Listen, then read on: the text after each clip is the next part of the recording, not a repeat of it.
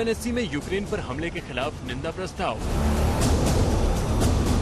निंदा प्रस्ताव पर रूस ने किया वीटो। भारत चीन ने बनाई दूरी। यूक्रेन में एक और रूसी सेना आग उगल रही है तो दूसरी ओर यूक्रेन के बाहर पुतिन पर तरह तरह का शिकंजा कसने की तैयारी की जा रही है।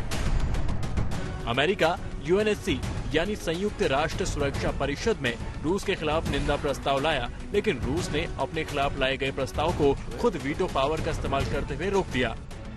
रूस के खिलाफ निंदा प्रस्ताव में यूक्रेन की सीमा से रूसी सेना की फौरन वापसी की मांग के साथ और यूक्रेन के डोनेस्क और लुहांस्क क्षेत्र को अलग देश घोषित करने का विरोध किया गया था। दरअसल सुरक्षा परिषद में ब्रिटेन, चीन, फ्रांस, रूस और अमेरिका जैसे 5 देश स्थायी सदस्य हैं, जिन्हें वीटो पावर का हक हासिल है। अल्बानिया, ब्राजील, गाबान, घाना, यूनाइटेड अरब अमीरात, भारत, आयरलैंड, केनिया, मैक्सिको और नॉर्वे जैसे 10 सदस्य देश भी सुरक्षा परिषद का हिस्सा हैं।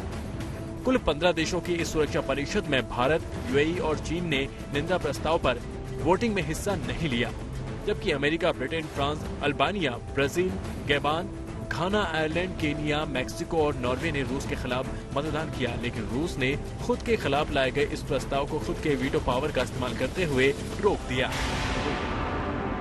रूसी राष्ट्रपति पुतिन के दबाव की एक और रणनीति नाटो की ओर से तैयार की गई है, जिसके तहत जल, थल और नभ में 30 स्थानों पर नाटो रिस्पांस फोर्स की तैनाती कर दी गई है।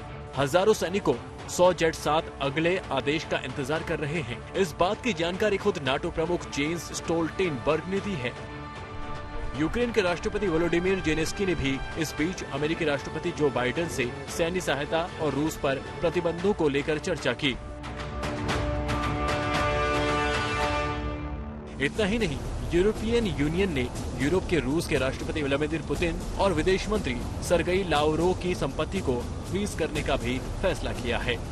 यूक्रेन पर रूस के हमले का असर खेलों पर भी नजर आ रहा है। रूसी ग्रांड प्री 2022 प्रतियोगिता को स्थगित कर दिया गया है। फॉर्मूला 1 के ऑफिशियल ट्विटर हैंडल से इस बात की तस्दीक की गई है। दूसरी ओर पुतिन ने सोशल मीडिया में अपने फैसले का विरोध देखकर फेसबुक पर रूस में आंशिक पाबंदी लगा दी है।